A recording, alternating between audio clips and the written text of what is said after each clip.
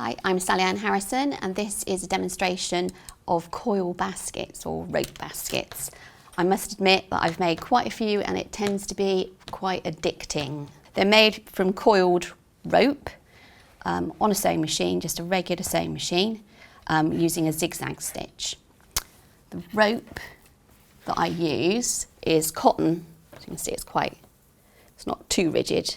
But this gives you an idea of how big you can make it on just a sewing machine like this.